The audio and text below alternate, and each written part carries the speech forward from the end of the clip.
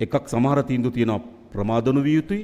සමහර තීන්දුව තියෙනවා ගොඩක් කලින් නොගත යුතුයි. එමේ තීන්දුව තියෙන්නේ. විවාදයක් තියෙන්න පුළුවන්. නමුත් අපි යම් දත්ත තොරතුරු මත තමයි මේ තීන්දුව මේ වෙලාව තමයි ඒක නිශ්චිත කාලය කියලා අපි අරගෙන තිබෙනවා. ඊට අමතරව ආවේක්ෂණ කමිටුවත් මැදිහත් වුණු තවත් අපි ශේත්‍ර කීපයක් තෝරාගෙන එකක් තමයි බලශක්ති සැපයුම අපි සාර්ථක කර ගැනීම සඳහා කරන මැදිහත් වීම. එහිදී අපි මැදිහත් වීම කීපයක් කරලා තිබෙනවා මේ වෙනකොට.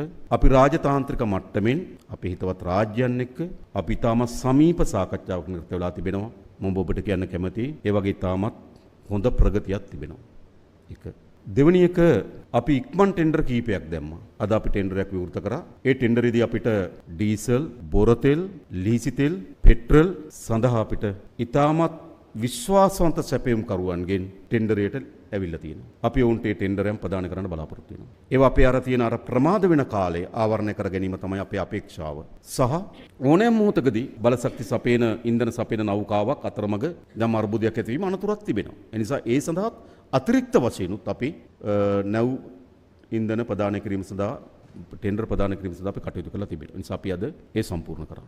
ඒ වගේම හෙට දිනේ තවත් ඩීසල් ටෙන්ඩරයක් අපි මේ ටෙන්ඩරයක් ප්‍රදානය කරන්න බලාපොරොත්තු වෙනවා. එතින්දුත් අපිට විශ්වාසවන්ත සැපයුම් කරුවෙක් මේ වෙලාවේ අවශ්‍යකම තිබෙන්නේ විශ්වාසවන්ත සැපයුම් කරුවන් අවශ්‍යයි. ඒ සඳහා අපි කටයුතු කරලා තිබෙනවා. යම් මිල වැඩිවීමක් තිබෙනවා මේ ටෙන්ඩර් සියල්ලම බලපුවාම. සාමාන්‍යයෙන් ප්‍රීමියම් අගය ඩොලර් 3ට වඩා අඩුවෙන් තමයි තිබුණේ. මේ වගේ ප්‍රීමියම් අගය ඩොලර් 3ට වඩා විශාලයි. ඒ නිසා යම් මිල වැඩිවීමක් තිබෙනවා.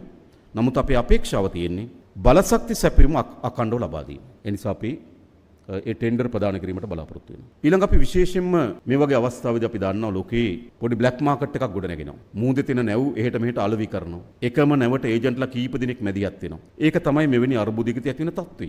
අපිට පෞද්ගලික අංශය වගේ නෙවෙයි. අපිට රාජ්‍ය අංශයට එවැනි ශනික මිලදී ගැනීමක් අපිට කරගැනීමේ හැකියාවක් ලැබෙන්නේ නැහැ. නමුත් අපි ඒ සඳහාත් කල්පනා කරනවා. එතකොට ශනිකව තීන්දුව අරගෙන මිලදී ගැනීම සඳහා අවශ්‍ය වෙන ප්‍රශස්ත නිලධාරීන්ගේ සමන්විත කමිටුවක් අපත් කරලා තිබෙනවා. ශනිකව කවුරු හරි දැන් තියෙන නැවක් මේ වෙලාව අපිට හරවලා දෙන්න පුළුවන් කියලා කියනවනම් ඒගොල්ලන්ට අපි අවස්ථාව දීලා තිබෙනවා. ඒ කැබිනට් මණ්ඩලයෙන් අපි මේ කමිටුව පත් කරා. ඒ අපේ රටේ ප්‍රසම්පාදන කමිෂන් එකට යටත් ලංකාවේ රජයේ සියලුම මිලදී ගැනීම් ප්‍රසම්පාදන කමිෂමට යටත්ද ප්‍රසම්පාදන කමිෂන් සභාවෙන් අපි ඒ සඳහා අනුමැතිය අරන් තිබෙනවා. ඒ කමිටුව විසින් ගනු ලබන තීන්දුව අපි කැබිනට් මණ්ඩලය විසින් අනුමත කරලා ලබා දෙනවා. එයත් මම හිතන්නේ අපි ශනිකව අපිට තෙල් සපයා ගැනීම සඳහා තියෙන ක්‍රියාමාර්ගයක් ඒ ක්‍රියාමාර්ගය අපි අනුගමනය කරනවා. ඊළඟ ගත්තොත් විශේෂයෙන්ම පෞද්ගලික අංශය අපේ රටේ අපනයනකරුවන් සහ විශේෂයෙන්ම සංචාර කර්මාන්ත වැනි ඩොලර් වලින් ව්‍යාපාර යෙදෙන අය. ඒගොල්ලෝ ආදායම උපයන්නේ ඩොලර් වලින්. ඩොලර් වලින් ව්‍යාපාරවල යෙදෙන අය ඒ ව්‍යාපාර සංගම් අපිට කිව්ව ඔවුන්ට බලපත්‍රයක් ලබා දෙන්න.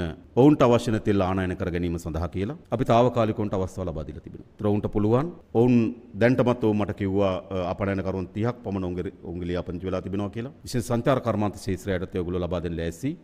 ඒගොල්ලෝ ඩොලර් වලින් තෙල් ආනයනය කරනවා.